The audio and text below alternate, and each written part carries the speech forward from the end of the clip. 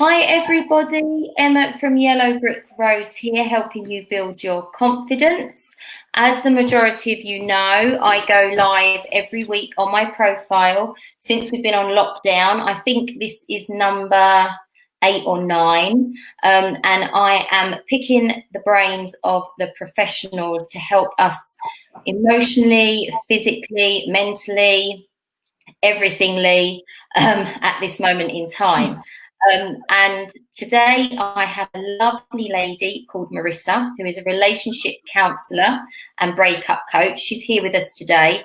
And the reason I got in touch with Marissa and asked her to come live was because I know from speaking to different people and people that I speak to through Yellow Brick Roads, so many people are struggling to stay connected in our relationships at this moment in time. I put that down, I know what it's like in a relationship. I put that down to being with each other 24/7, and we're juggling children and work and all these different things. Also the uncertainty that we've got going on at the moment, and that affects us in so many different ways, more than we even realise. So Marissa's here today. I'm going to get her to introduce herself, and then we've got a few questions for you, Marissa, about what we can do to help keep our relationship strong throughout this time. So over to you, my lovely. Right. Thank you, Emma. It's lovely to be here. We finally got here. So, so as Emma said, I am I'm a counsellor, and I specialise in relationship issues. So I work with couples and I work with individuals as well. My main area of work is actually working with people who are going through breakup and divorce. So the reason that I got into that area of work came from my own personal experience. So 10 years ago, my marriage broke up, and it was a devastatingly painful time for me. It was I was left with 3 very young children. I was going through a lot of the fears about the future. How was I going to cope? All the emotional stress and the grief that went with that as well. And I really struggled to move on with it. And I got to a point where I was kind of moving on a little bit with my life and trying to feel better about things. And I'd come back to this sort of stuck place. So I'd get into this sort of negative loop, back into the feelings of fear, back into the grief emotions again. And I wanted to move on, but I didn't know how. And so as the weeks and the months went on, I was really struggling. And my turning point for me was I read this book, and I'll show it to you here. It's called When Everything Changes, Change Everything by Neil Donald Walsh. Yes. I don't know if any of your listeners... I've heard of it. I have heard of that. Is it predominantly for people that are going through breakups, or is it just... Well, this is the great thing. Most of the stuff that I was reading and the stuff that I was learning wasn't specifically around breakups. It was stuff around personal growth. So this was a turning point for me because it allowed me to see that instead of the divorce and the breakup of my relationship being the most devastating thing that had ever happened to me, it was actually something that I could use to learn from and to grow from and to create a better life for myself. So instead of me feeling in that kind of stuck place, I could use it as an opportunity. I could then take back that kind of, I was empowered. I could take that power because I could then start to focus on the things that I could control within my life instead of focus on the things that were outside of your control. Yes. So, and would you put it down to that book specifically? Would you say that was like a turning point? Yeah, that specific book was a turning point. And the other book that I read, which some of your listeners might know, is Louise Hay, You Can Heal Your Life. That was another real turning point book. Right. Okay. Specifically because it was around shifting perspective. So with breakup, what I talk about is change the way that you see things, and you'll change the way that you feel about things. Yes. So when I read this book and I got to this point in my life, I decided that I wanted to share this kind of revelation, as it were, with other people. Or you can feel differently about your breakup. It does not have to be the end of your life. It can be something you can use as a catalyst to go forward. So That's when I started writing my blog back in 2011, which was Break Up and Shine. And as I got people reading that and feeling supported by it, I decided that I wanted to go and train as a counsellor. So I went to counselling training, which was took me 3 years to do that. And at the same time as I was doing that, I started writing my book, which was Break Up and Shine, which was, I thought, well, I'm writing this blog. I'm going to write a story of how I kind of got through this, this devastating breakup and turned it into a book. So I did that. I trained as a counsellor, and then I decided to train in relationship counselling because the two are very closely linked. I saw that I was learning from the end of my marriage and reasons for the breakdown of the marriage and where relationships can go wrong can be used to help people who are going through relationship issues currently. So that's how I got into couples counselling. Brilliant. And your book, Break Up and Shine, is available on Amazon, isn't it? And it's available on Amazon. So it's just Break Up and Shine by Marissa Walter. And if you go to my website, which is Break Up and Shine, there's a bookshop in there and it will tell you all about the book. I have a copy of it here, which I can show you. Cover looks like that, Break Up and Shine. It's not wow. And fantastic. You published that, didn't you? I did, yeah. So back in 2017. So it was a really wonderful process writing the book, actually. I started it soon after I wrote the blog, and then I did my counselling training, and a lot of what I did in my counselling really helped me to make that more supportive book. Yeah, amazing. You should be so proud of yourself. That's amazing. That's something I would love to do one day. Yeah. Brilliant. So your company is called Break Up and Shine, and you help people. You do counselling with people one-to-one, but you also have programs that you run, which I know we're going to touch on a bit later on. Yeah. But I just wanted to, we've got a few questions that have come through, so I just wanted to ask you these questions, if that's okay, Marissa. So the first one is like I say, everyone's 24/7, everyone's together, we're all arguing, there's all that nitpicking going on. If someone's struggling in their relationship because of months of isolation and a completely different environment, in the sense being together all the time, do you have any tips on how we can reconnect with our partners? Yeah, sure. So I've got 3 different tips that I can share with you this evening. Okay. The first one, which is really helpful, is check-in time. So as you said, people are with their partners for a lot longer than they had ever been before. And, bits of bickering can come up and you're with your partner all the time. It's really important to have what we call a check-in time, which is time that you set aside to speak to your partner in a different way. So you're communicating with them in a way that you're not normally. You're coming to the communication with what I call an open heart and listening ears. So in your check, and you could do this daily, depending on your relationship and what you need. It could be daily, it could be a couple of times a week, it could be weekly. But you schedule a time to sit down together and you talk about what's going on for you. Where am I struggling? Either with the relationship, things between the two of you, or it could just be things that are going on with your own work, with the kids, or whatever. But you're coming to a partner with a willingness to support. So check-in time is not where you come to air your grievances. It's not where you come to kind of point the finger and say, you didn't do this.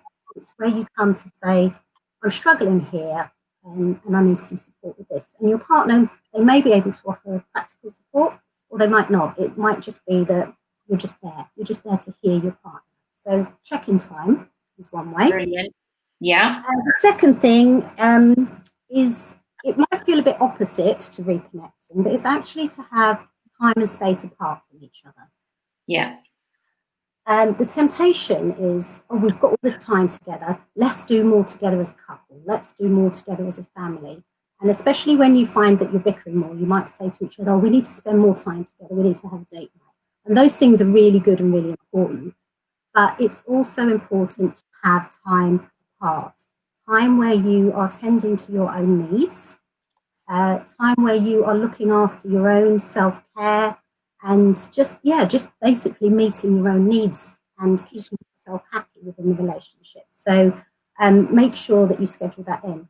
It's going to mean that when the time that you do spend together, you appreciate more, and there's just going to be less resentment. So Yes. Sometimes you might find that one partner likes together time more than the other, but if you make that effort that I'm going to go and do this for myself, you'll appreciate your partner more than the other. I know, yeah, definitely. I know for me and Matt as well, some of that time apart, because we've obviously got the kids, there's other things going on with work and schooling and all that kind of stuff. That's been a bit where I've gone, I'm just going to get out for an hour. I'm going for a drive, or I'm going to go to the tip, or I'm going to go shopping. And then he'll be like, right, well, hold on. It's like, Yeah. and vice versa. Yeah, you have to do it. And it could be something little like, just going to the supermarket and having that. Getting out. Even the bottle banks become like a nice place to go to. Yeah.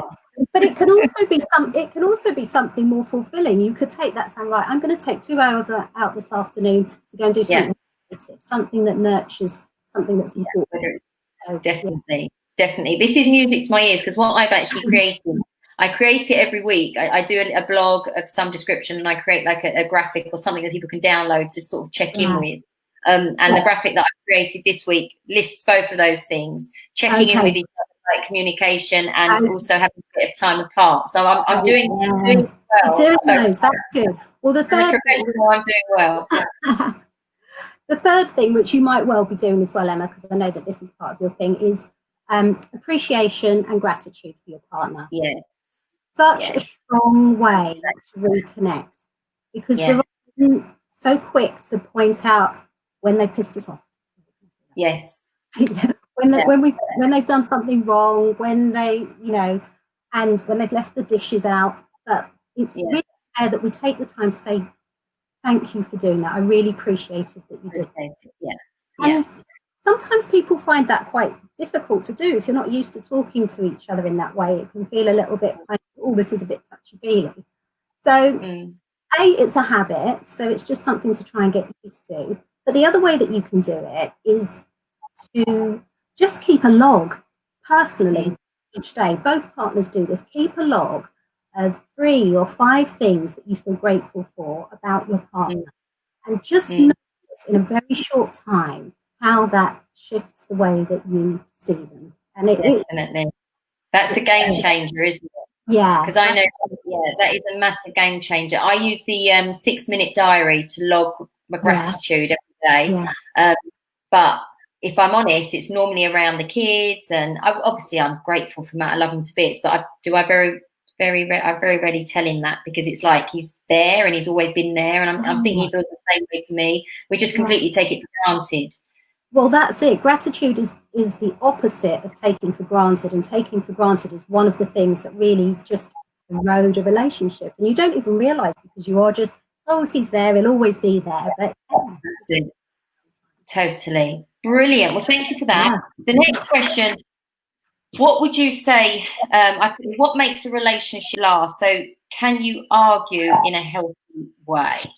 Because I was going to say, I know for me, like I sometimes a good argument I think is a good thing. It just gets it out, and if you're feeling a certain way or they're feeling a certain way, it just gets it out. I'm a bit more argumentative than Matt. He's really chilled and laid back, which sometimes frustrates me, but also I love that about him. But is there a healthy way to make it last? Well, shall I start with that part of the question, the healthy way to argue? So, I've got a couple of points here. First thing, so arguing or disagreeing in a healthy way. First thing I would say is pick your battles. Is it really important? Is the thing that you are about to start an argument about, does it matter that much? And sometimes it doesn't. And sometimes it can be that it's a small thing that's built up and built up and built up, and you feel like you need to say it. But that's the first thing. Pick the battles. Make sure it's worth having a disagreement over. Second thing for healthy arguing or disagreeing is make sure it's about the issue and not the person. So it's the situation. Don't get personal. Don't have digs. Don't use it as a way of scoring points. The way that you talk about it, the way that you bring up the issue is really important. So rather than sort of accusing and saying, oh, for God's sake, you haven't done X, Y, Z, because then the other person is immediately going to get defensive. Oh, defense, yeah.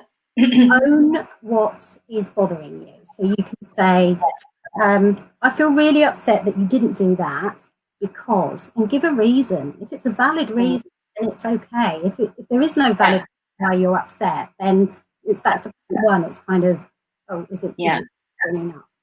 And then what I'd say about healthy disagreements is be prepared to say sorry and recognize when you're in the wrong. And a lot of people find that really difficult to do. But prepared to say sorry is it's a real way of building connection. I mean, you probably know in a relationship, and if someone apologizes for something, and I get this even with, you know, with my kids, if we have a falling out, because I've got teenagers, we have a falling out, and one of them comes back and says, oh, I'm really sorry about that. It's like, it goes straight to my heart, because it's like, it's meaningful. So yeah, we don't say it very often, do we? I don't think. Very rarely do we say sorry. So when it does come out, it is like, it means a lot. Yeah. Okay. So I had some stuff down about how to make some points about making a relationship last as well, if you wanted to. Yes. So obviously there are negative ways that a relationship can last. So those are things like you stay together because you don't want to be alone, or there's an unhealthy dependency. Those are there are relationships which can last a very long time for not very healthy reasons. I think what we're talking about here is trying to find healthy ways to keep the relationship strong. So I've got a few things here. The first is acceptance of the other person. So you're always going to agree. You're not always going to like the things that they say or do. Yeah. But accepting that person that you've chosen, accepting them for who they are. Yeah. And then the next thing I said was accepting that people, they change over time. If you're in a time relationship, you're not going to be the same person as the person you met in 20 years from now. So accept that people change. Sometimes people kind of change and grow. Sometimes in negative ways, they develop bad habits, or they become distant or uncommunicative. And then there has to be a decision made about what you're willing to accept within a relationship. But just that kind of, just accept that people and grow yourself. So that's some people say, don't they, like, go back to how it was at the start. Which can be quite a tough thing to do, because you're not the same person that you was when you met.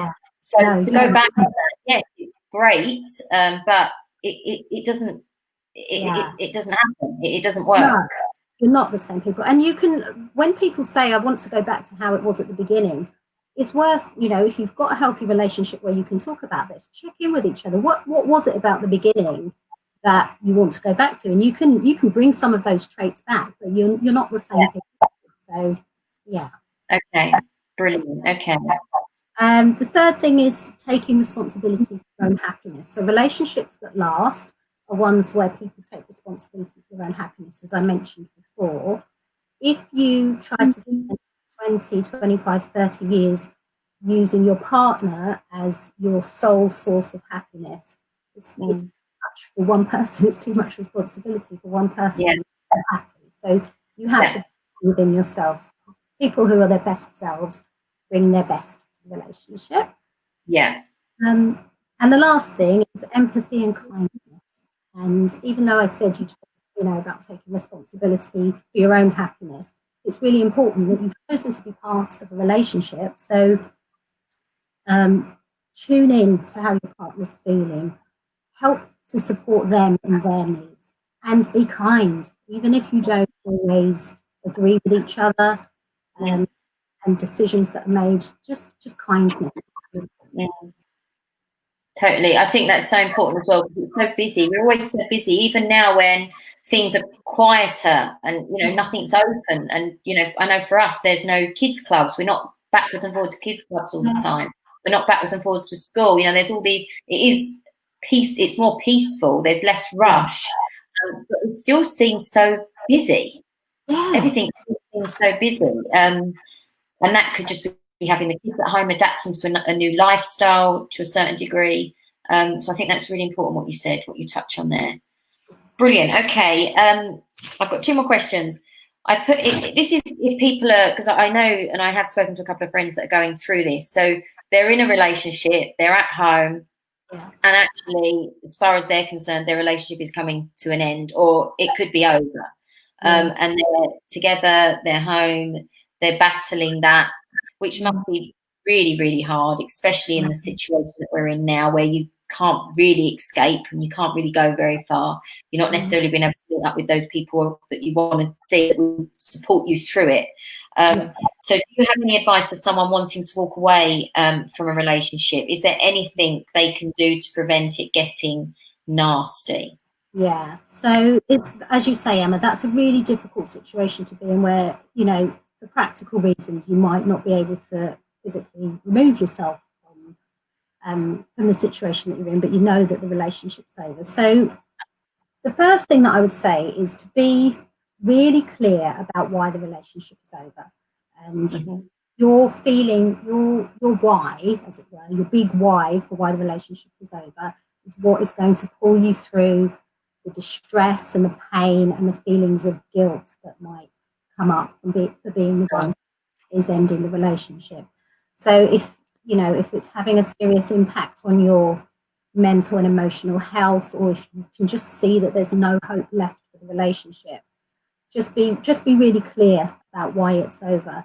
And, you know, if you know that you've given it everything that it's got and it's not going to work, then you know that you need to do this to pull you to your future life. So just being really clear. The second thing is be aware, be mindful that the other person is going to feel rejected. They will, even if the relationship was, you know, it's on the cards that it's going to be over. Even if it's a difficult and really challenging relationship, but more so if the other person didn't really see it coming. Just be aware and just having that empathy for the fact that they're going to have this real sense of rejection. It's not your responsibility to fix that for them, but the kinder that you can be around it will reduce the amount of nastiness that might come your way. It's inevitable that they're going to feel pain. They might be angry. There might be feelings of, you know, that hurt and the rejection that come across as nasty behaviour. And that's them going through the grief process. I tend to work with a lot of people who are the rejected party, and what I teach them is that they are responsible for their own feelings. They have to focus on themselves, and they can't focus on the ex, how the relationship broke up, and all of those kind of things. So it's really important for them that they can deal with that themselves. But in the early days, it is going to be hard for people to deal with that, and expect a small amount of disagreements and kind of, you know, some pain and some lashing out that might come your way. Reduce it by having boundaries. So set some really clear boundaries around the kind of communication and the kind of behaviour that you're willing to accept from your partner, and just focus on yourself. You know, focus on the fact that this relationship's over, and you've left it for a valid reason. And it's as hurtful and as painful as it is, you have to do what's best for you. Definitely. And read your book. Brilliant. Okay. And finally, the last question I put here: after being in a relationship for a long time and then becoming single, it can be hard. Again, with everything that's happening at the moment with COVID, people may be in need of support but unable to get it because they would be able to get out, maybe see relatives or friends. Do you have any advice for people that find themselves single and alone? Okay. So I think we've sort of covered that to a certain degree, but if you've got anything else to add. Yeah, sure. So this is the main area of my work through Breakup and Shine. It's about supporting people who are going through a breakup to change the way that they see it, and to be able to see it as an opportunity to move on and to heal in a proactive and healthy way. So the first step that I always say to anyone that's going through a breakup is to acknowledge any of the grief feelings that you're going through and allow them. You can't, you know, if you squash things down and you don't let yourself breathe when you need to breathe, it's just going to be a longer process of moving on, and it's just going to come back again. And the grieving goes in cycles, and you might go through the anger and the hurt and the sadness, and you might move on a little bit, and then it might come back up again. But whenever it comes up, just let it go, because that's another layer. The second thing, as I was just saying, is be proactive in your healing. So don't take the time to heal your pain. There are things that you can do to make it better for you. So you do this by focusing on what's in your control and not what is out of your control. Out of your control. Key thing that I teach in the Stop Focusing on Your Ex program, it's all about focusing. It's 30 days of focusing on things that are entirely within your control to help support you, make you a priority. So it's things like building healthy routines and habits, focusing on self-love and self-care, working on your own personal development, and working with your perspective on the relationships, the end of the relationship. So it's not just a devastating loss, it's an opportunity. And the right support to keep you positive. And we'll have a Facebook group as well that people can join if they want the right kind of support. Yeah, what I call the right kind of support is support that has positive energy behind it and is motivating to help you to move on. Sure, and I love that as well with the Facebook group, because we were talking about this earlier. So your program, whilst we're on this topic, it's called Stop Focusing on Your Ex. It's an online program. It's a 30-day program, isn't it? Yes, it is. It's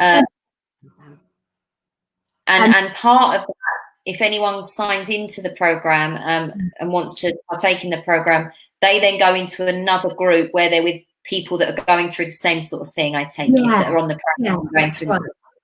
So yeah, I have a free Facebook group, and we've got around 350 members in the Facebook group, and that's free for anyone to join. And I'm in there giving support, and you can connect with other people who are also going through a breakup.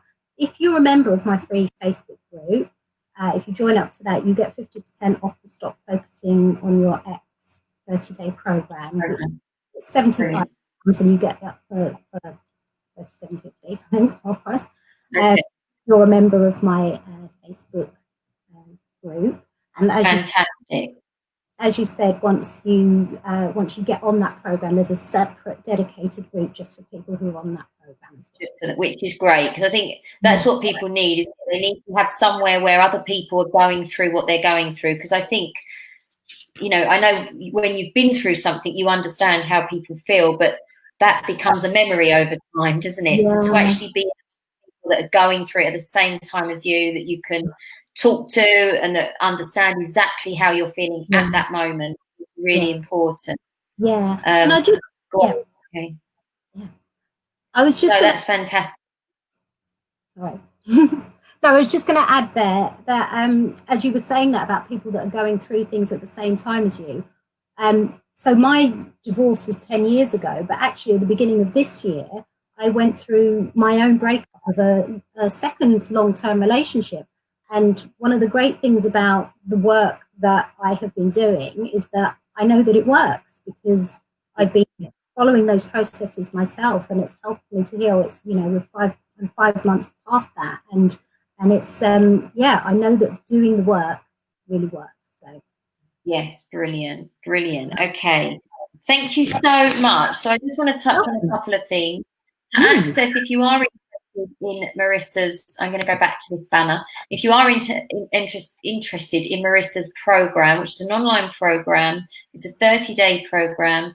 It's called Stop Focusing on Your Ex. If you're finding you've just come out of a relationship, or you're coming towards the end of the relationship and you're struggling, you need that support, then I highly recommend joining Marissa's Facebook group, because you will get the support in the group. It's a free group, so it's not going to cost you anything to join. And then what you'll also have access to is a 50% discount on that online program if you want to take advantage of it. So her Facebook group details are above this video, as are the details of your book that you can get on Amazon or on Marissa's website, and the website details are above the video as well. I have created a graphic. Looks a little bit like this. It's a little download, and I'm happy that everything that Marissa spoke about I have detailed in my graphics. So I've done my homework and I've got that right. And just little steps that you can just check in with when it comes to keeping things healthy in your relationship. And whilst we're on that subject, I've also written a blog, because I know this is something that did come up with people talking about their intimacy and trying to keep their intimacy alive whilst when they've been in a relationship for a long time and they've got children and other things going on. So I have written a blog on how you can have confidence in the bedroom. It's a fantastic blog. So if you want to check it out, head over to yellowbrickroads.co.uk and you will see it there. And like I say, the free download, the link for that is above the feed of this video. So thank you so much to Marissa. That was brilliant. And I think that's going to be really valuable for so many people, because everybody, everybody's struggling with it somehow, you know, in some way at this moment in time. So I really do think that's going to help. Thank you. Thank you so much for having me, Emma. It's been a pleasure. Thanks for coming on. Thank you so much. I'll catch up with you soon. Take care, everybody. Have a lovely evening. Take care. See you later. Bye.